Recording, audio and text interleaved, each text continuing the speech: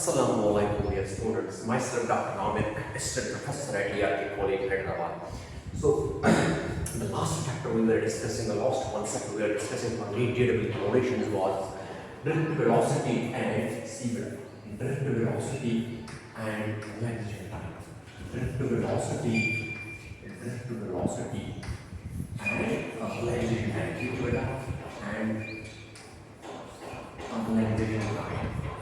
Velocity and acceleration time. So basically last वाले class में हमने वेलोसिटी को डिस्क्राइब किया, acceleration टाइम क्या होता है। अभी थोड़ा बढ़ते आगे और इसके बारे में थोड़ा बात करते हैं कि वेलोसिटी क्या होती है। देखो बेटा फिर से वेलोसिटी एक कंडक्टर में बहुत सारे एक मेटालिक सर्किट में बहुत सारे इलेक्ट्रॉन्स होते हैं। They are randomly moving from each other. They are randomly moving with some random velocities. उनकी एक रैंडम वेलोसिटी होती है, उनकी कोई स्पेसिफिक डायरेक्शन नहीं होती है।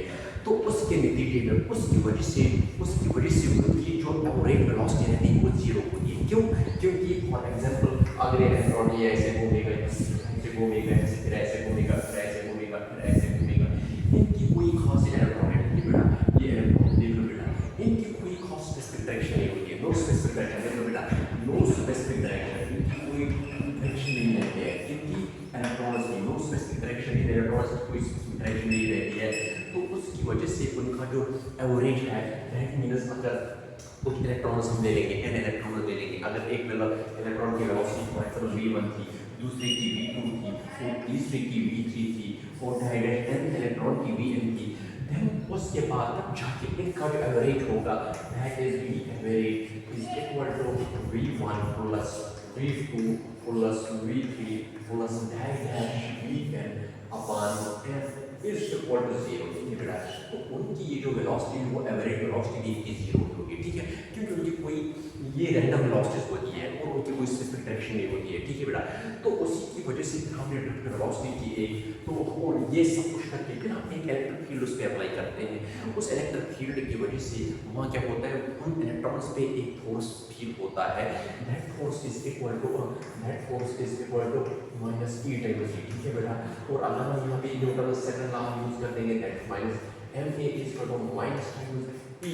ठीक है बेटा, और दैट मींस इस उस इलेक्ट्रॉन पे एक एक्सेलरेशन आएगी that is minus e upon m। ठीक है बेटा, अब ये जो एक्सेलरेशन आ गई इलेक्ट्रॉन्स की, तो इस एक्सेलरेशन की वजह से वो फिर से मूव करेंगे, ये इलेक्ट्रॉन मूव करेंगे, तो दैट मींस वो एक दूसरे से कोलाइड हो जाएंगे। क्यों? क्योंकि उनमें एक्सेलरेशन आ गई। क्यों एक्सेलरेशन आ गई? क्योंकि उनमें एक इलेक्ट्रिक फील्ड एक्सटर्नल अप्लाई हो गया, उनमें एक फोर्स अप्लाई हो गया। तो जब वो एक दूसरे से कोलिजन कर जाएंगे तो एक कोलिजन की और तो दो कोलिजन के बीच में एक टाइम सा रहता है, that is called relaxation time. So ये जो relaxation time is the time, is the span of time which actually lasts between the two collision। जो दो collision के बीच में टाइम रहता है जब वो कोलाइड करते हैं, that's called रिलैक्सेशन टाइम। तो दैट जो रिलैक्सेशन टाइम है ये मैंने बताया था, that is around the order of that is not minus 15 seconds। ठीक है बेटा, तो ये रिलैक्सेशन टाइम आता है इनके बीच में। ठीक है, हम अगर फॉर एग्जांपल कुछ टाइम के बाद अगर हम m3 इलेक्ट्रॉन्स ले लेंगे, ठीक है बेटा, इलेक्ट्रिक फील्ड अप्लाई करने के बाद, ठीक है बेटा, इलेक्ट्रिक फील्ड अप्लाई करने के बाद अगर हम एक इलेक्ट्रॉन की वेलोसिटी क्या ले लेंगे, फॉर एग्जांपल अगर हम एक इलेक्ट्रॉन की वेलोसिटी फॉर एग्जांपल u1 ले लेते हैं और दूसरे की u2 लेते हैं, ठीक है, u1 u2 है, ठीक है बेटा, और यहाँ पे ले लेंगे un इलेक्ट्रॉन की। ठीक है बेटा, तो आफ्टर सम टाइम कोलिजन्स होते रहते हैं, एक इलेक्ट्रॉन की कोलिजन दूसरे इलेक्ट्रॉन के साथ होते हैं, उनके बीच में एक टाइम सा रहता है, दैट्स कॉल्ड रिलैक्सेशन टाइम। अब ये जो कोलिजन्स होते रहते हैं, चलो हम ये लेते हैं तो चलो हम इलेक्ट्रॉन की velocity at some instant of time ये ले लेते हैं u1। ठीक है, क्योंकि इनके पास एक्सेलरेशन है। तो चलो हम कुछ टाइम के बाद इस कुछ टाइम के बाद चलो उनकी वेलोसिटी क्या होगी, दैट इज v1, उसकी होगी कुछ टाइम के बाद इस इलेक्ट्रॉन v1 की वेलोसिटी क्या होगी, u1 प्लस a1। ठीक है बेटा, और वेलोसिटी v2 की इलेक्ट्रॉन क्या होगी, दैट होगी ut प्लस a2। ठीक है बेटा, ये a2 अब यहाँ पे देख लो a2 और ये जो vn इलेक्ट्रॉन की होगी वो होगी un प्लस a3। ठीक है बेटा, तो ये इनकी वेलोसिटी होगी। अब इनका जो एवरेज हम ले लेते हैं, तो दैट मींस ये जो v एवरेज हम ले लेते थे ना, तो v average that average of these velocities become the vector velocity of the electrons। यही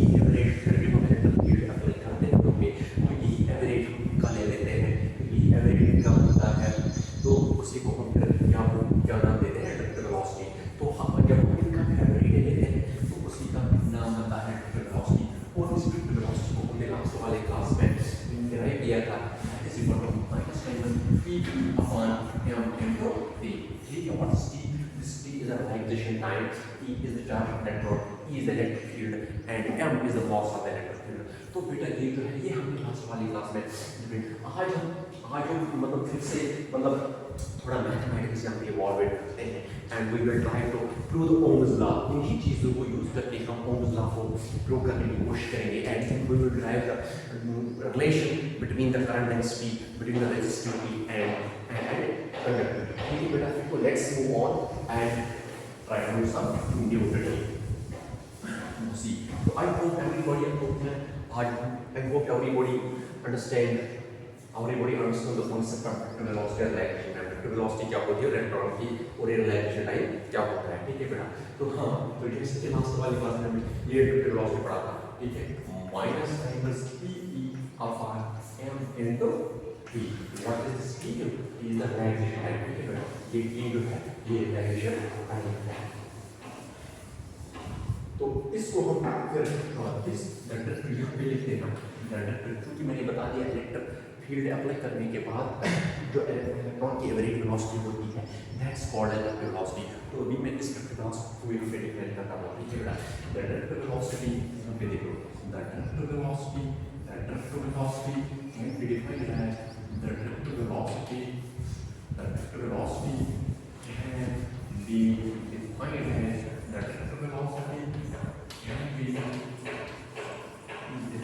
as the electric velocity can be defined as average velocity given by can be defined as average velocity given by average velocity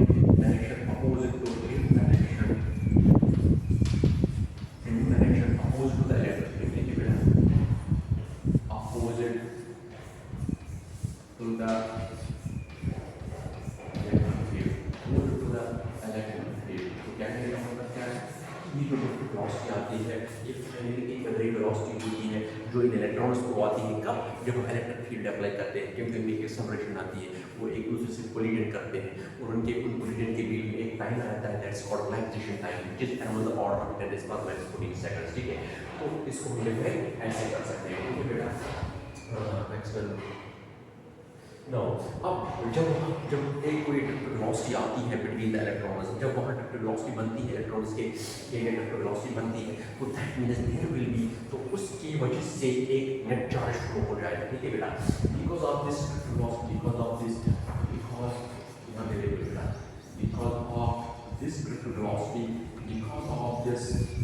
velocity, because of this velocity, because of this velocity, because of this velocity, there will be net flow of the here will be net flow of charge. ठीक है बेटा, there will be net flow of charge. There will be net flow of charge. एक net flow of charge हो जाएगा across any area perpendicular to net flow of charge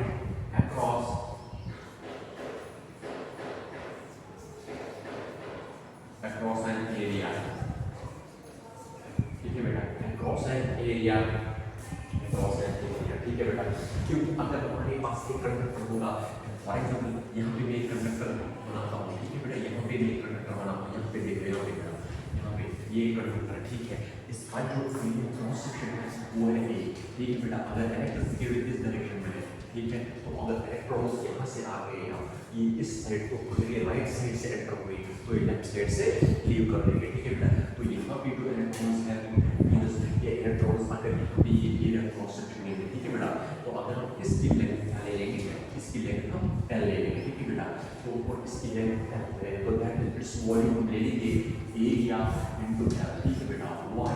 Because इसकी length L है और area A है, volume is also equal to length of the area, ठीक है बेटा। तो दैट मींस यहाँ पे तो ये एक क्रॉस सेक्शन यहाँ पे मतलब ट्रांसफर हो जाएगा एक चार्ज उनकी डायरेक्ट वेलोसिटी है, तो दैट मींस एक मतलब they will pass through area है, ठीक है बेटा। और इस कंडक्टर का वॉल्यूम कितना होगा, A into L, why? Because A is the area and L is the length। अब यहाँ पे देखो therefore तो ये में therefore there will be net flow charge across the area,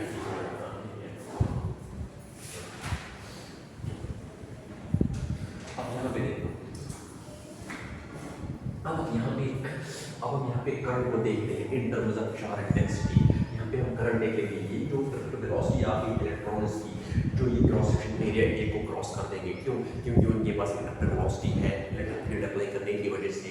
तो उस जब ये चार्ज फ्लो हो जाएगा that is there will be an electric current, तब उसको पहले हम यहाँ पे लिखते हैं इलेक्ट्रिक करंट होता है।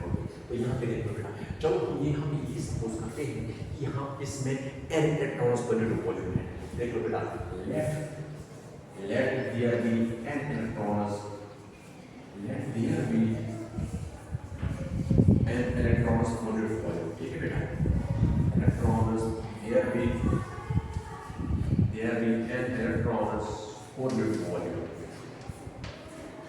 तो यहाँ पे इसका per unit volume ले लेते हैं, चलो हम उसमें सपोज करते हैं उसमें n इलेक्ट्रॉन्स है। per unit volume मींस अगर इस चलो for example per unit volume का मतलब है अगर 1 क्यूबिक सेंटीमीटर में कितने इलेक्ट्रॉन्स हैं, या 1 क्यूबिक मीटर में फॉर एग्जांपल हमने सपोज किया कितने इलेक्ट्रॉन्स हैं m, तो हम जो यहाँ पे सपोज करते हैं फिर से बता दूँ, यहाँ पे हम चलो ये सपोज कर देंगे कि चलो इसके 1 क्यूबिक मीटर में कितने इलेक्ट्रॉन्स हैं m, that is number of electrons. यहाँ पे देखो दैट इज यहाँ पे देखो that is number of electrons, ठीक है बेटा, that is number of electrons per unit volume। per unit volume means 1 cubic meter volume, that is per unit volume यहाँ पे लिख दिया है, is equal to divided by 1, per unit volume में बोलो unit volume 1 is equal to कितना मैंने suppose किया, वो मैंने सपोज किया m, ठीक है बेटा, वो मैंने सपोज किया m, ठीक है, ओके, वो मैंने सपोज किया m, यहाँ पे देख लो n number of electrons is m। अब दैट मींस अगर एक यूनिट वॉल्यूम में कितने इलेक्ट्रॉन्स हैं m, therefore ये देखो therefore number of electrons therefore number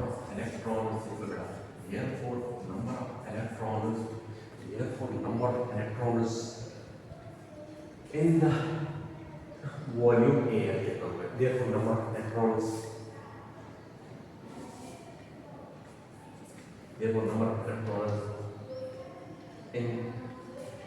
in conductor in length L will be in length L। कहने का मतलब है अगर एक यूनिट वॉल्यूम में कितने इलेक्ट्रॉन्स हैं तो अब हम उस लेंथ में जिसका एरिया A है और लेंथ L है उसमें कितने इलेक्ट्रॉन्स होंगे, वो होंगे into number of electrons in length L will be equal to L into AL, ठीक है बेटा। अगर एक यूनिट वॉल्यूम में n इलेक्ट्रॉन्स है तो उस लेंथ में उस कंडक्टर में जिसका एरिया A है और लेंथ L है तो उसमें कितना होगा into that volume, that is AL, because AL is equal to volume, ठीक है बेटा। AL नंबर ऑफ इलेक्ट्रॉन्स पर volume is equal to AL, ठीक है नंबर। यहाँ पे मैं ये लिखता हूँ L into volume,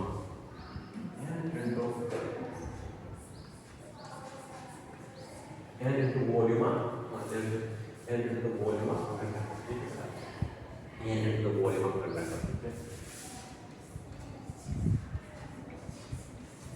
L into the volume of conductor। तो there will be तो that is equal to volume of conductor कितना है and A। तो उस कंडक्टर में कितने टोटल इलेक्ट्रॉन्स होंगे n a n। What is n? n is the number of electrons per unit volume, a is the area of that cross section and l is the length of the conductor. ये जो यहाँ पे मैंने लिख दिया, ठीक है बेटा। अब यहाँ पे देखो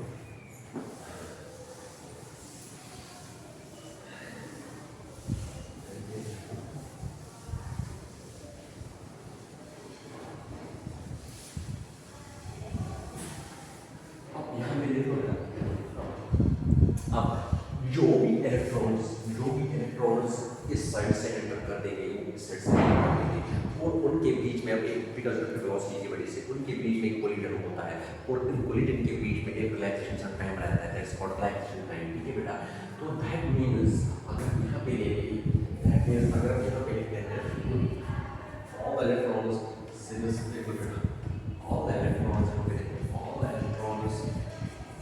all the electrons that enter the right side, that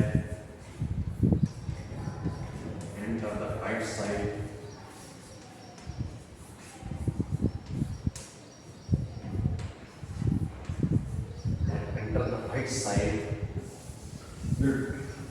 will travel the distance ever. Will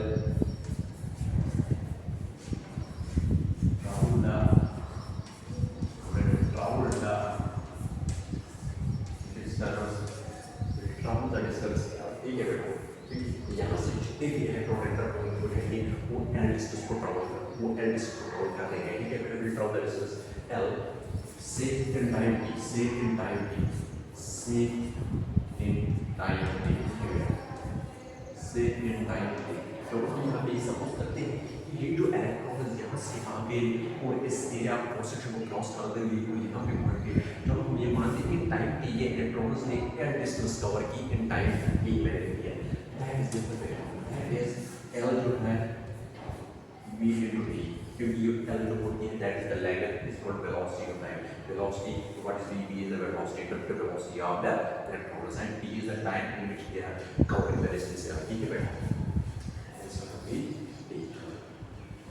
क्योंकि ये इलेक्ट्रॉन्स कैसे मूव हो रहे हैं, they move with the velocity known as the velocity. इसलिए यहाँ पे ये L is equal to Vd into tau, Vd into tau।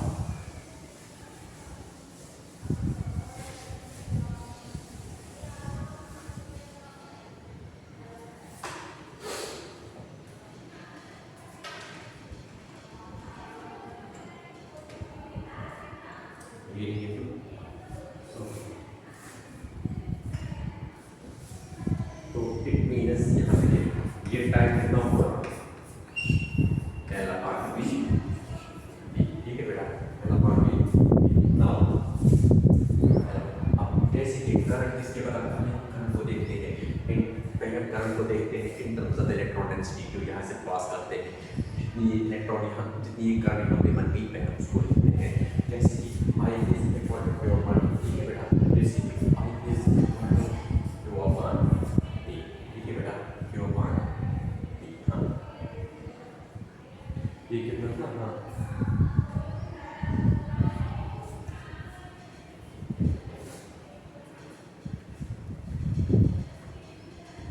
हाँ,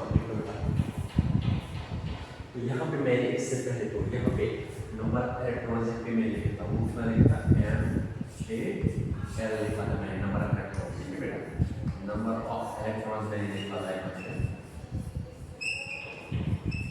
तो इस सारे वॉल्यूम में कितने इलेक्ट्रॉन लिखा था मैंने, m a l। अगर अब इसका मतलब हुआ तो इसका मतलब हुआ यहाँ पे लिखो, अगर इस सारे में कितने इलेक्ट्रॉन्स है m a l, और अगर एक इलेक्ट्रॉन में चार्ज कितना है e, तो दैट मींस यहाँ पे लिखा है टोटल चार्ज। यहाँ पे लिखा है बेटा, यहाँ पे लिखो therefore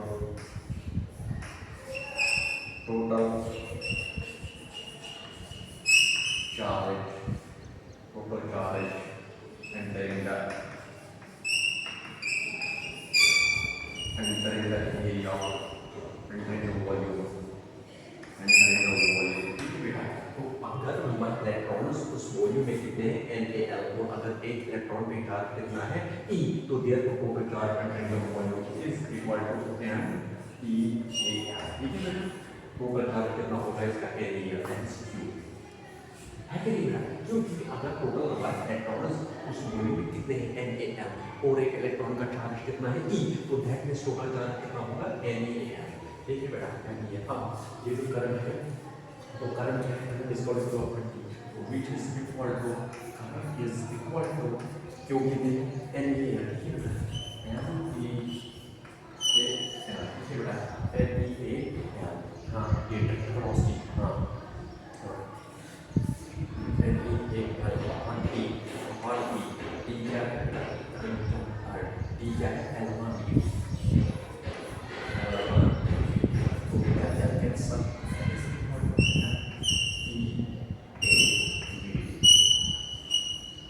ये जो करंट आ गई है तो ये करंट जो हम ये पे देख लो बेटा एन ई वी तो ये है current in terms of velocity ठीक है इसको हम बोलते हैं current in terms of velocity what is N N is the number of electrons put into volume e is the charge of an electron a is the area cross section and v is the vector velocity ठीक है बेटा तो ये current आ गई इन terms of vector velocity so it means because so यहाँ पे it's obvious जो velocity flow होते हैं सम जब इलेक्ट्रॉन्स फ्लो होते हैं सम वेलोसिटी और एक डिस्ट्रिक्ट वेलोसिटी जब इलेक्ट्रॉन्स फ्लो होते हैं वेलोसिटी की वजह से राइट उनके डिस्ट्रिक्ट वेलोसिटी को एक करंट बनती है करंट सॉर्ट है ये भी ठीक है बेटा so this is the current because of velocity अब यहाँ पे देखो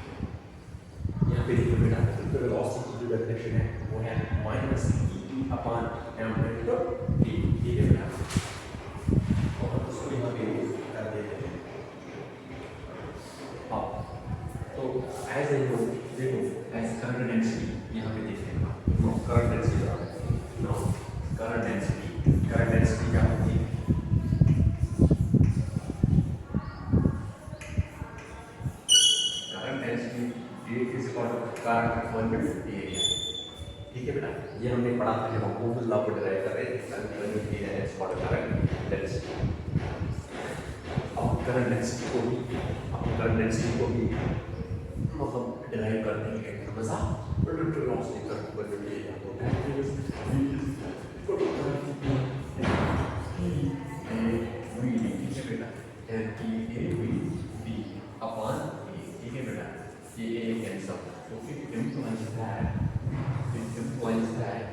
ये जो करंट डेंसिटी है that is equal to N E V D ठीक है बेटा एन ई वी डी तो ये करंट डेंसिटी है in terms of the vector velocity बेटा this is the current density in terms of vector velocity current density का मतलब current density that's current density ठीक है बेटा अब हम यहाँ पे कंडक्टिविटी और रेजिस्टिविटी को डिफाइन करते हैं क्यों क्योंकि जैसे कि हम यहाँ पे पहले हम ओम्स लॉ को फिर से वेरीफाई करते हैं इस करंट डेंसिटी को यूज़ करके और इस जो इंडक्टिव वेलोसिटी को यूज़ करके पहले हम फिर से एक बार ओम्स लॉ को वेरीफाई करते हैं by using all this concepts ठीक है यहाँ पे देखो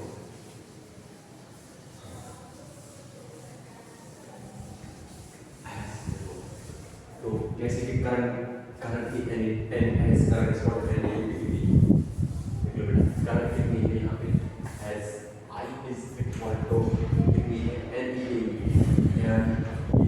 ए सपोज करते हैं कि what is n is number of electrons पर volume e is the charge on electron and A is the area cross into the velocity यहाँ पे देखो बेटा द वेलोसिटी के बदले में हम लिखते हैं E F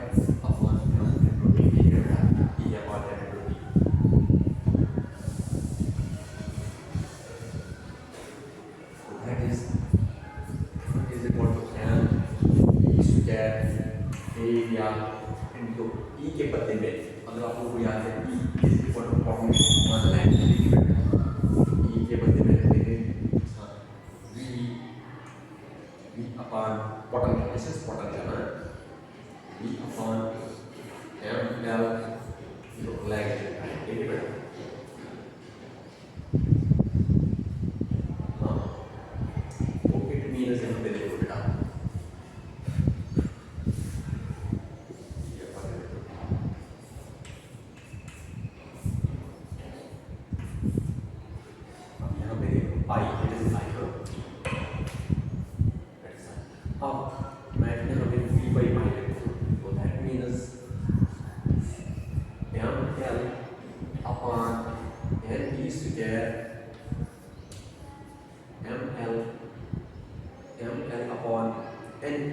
square A and E square A, ठीक है बेटा, m l upon n square A is equal to v upon I, ठीक है बेटा, यहाँ पे देखो m l m divided by n square A is equal to v upon I, ठीक है, इस वाले को बोलेंगे, but as you notice last वाले जब ओम्स लॉ को डिस्कस कर रहे हैं क्लास में, मैंने क्या बताया था वहाँ पे ये जो v by I होता है that is equal to r, ठीक है, that is v by r is constant, ठीक है, where r is the constant proportionality known as the resistance, ठीक है, यहाँ पे क्या हो जाएगा, तो that is implying v by I is that is ml upon n e square A is equal to v by I which is equal to r, बेटा, ठीक है बेटा, तो ये r है, लेकिन अगर आपको याद है जब हमने ओम्स लॉ को डिस्कस किया था, मैंने वहाँ पे बताया था ये जो v होता है that is proportional to I और v is equal to I r, while r is the constant of proportionality, so that means this r has to be constant, so this r should be constant. अब यहाँ पे हम देखते हैं कि क्या ये वाकई r constant है, देख लो what is the m is the mass of electron which is constant, l is the length which is constant, what is n is the number of electrons per unit volume that is also constant, what is e is the charge of electron that is also constant, and a is the area cross section that is also constant, ठीक है बेटा, ml upon n e square A, ठीक है बेटा, इसको बाहर है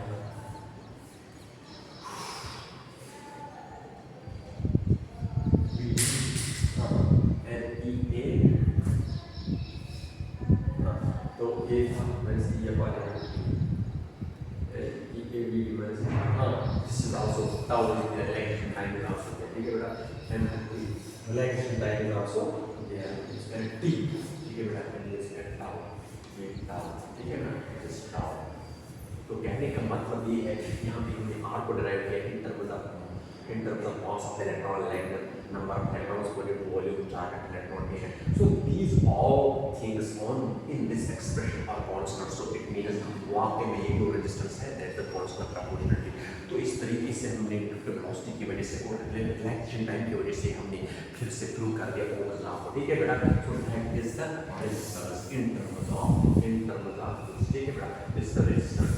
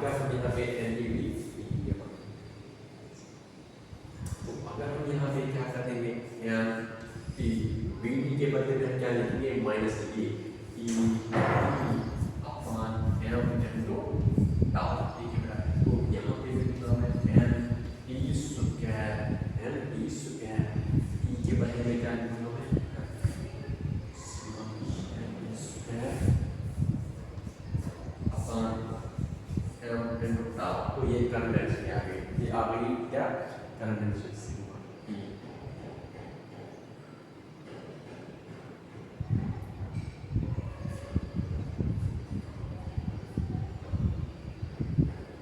ठीक है बेटा, तो दैट मीन्स ये जो J है that J is equal to n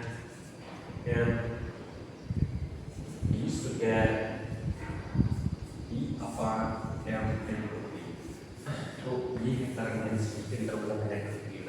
अगर आप लोगों को याद है मैंने मतलब ओम्स लॉ की पूरी फॉर्म आपको बताई थी, जो अंदर फॉर्म लॉ की रूप से J मतलब J इज सॉरी मैंने और एक फॉर्मूला बताई थी that J is equal to sigma E, ठीक है बेटा, अगर मैं इस J के बदले में सिग्मा E लिखूंगा, ठीक है, sigma E is equal to n e square e upon m into tau e cancel, तो sigma is equal to n e square m into tau, तो that is the conductivity, n e square upon tau। this is there is a conductivity. So conductivity का नाम है, तो that is conductivity है. So यहाँ पे conductivity का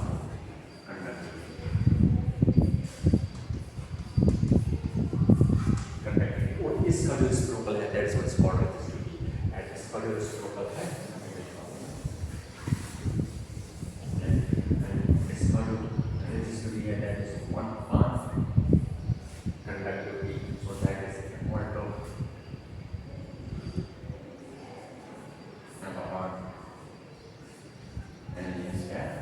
ठीक है बेटा, तो that is resistivity, that is resistivity, that is resistivity, this one resistivity.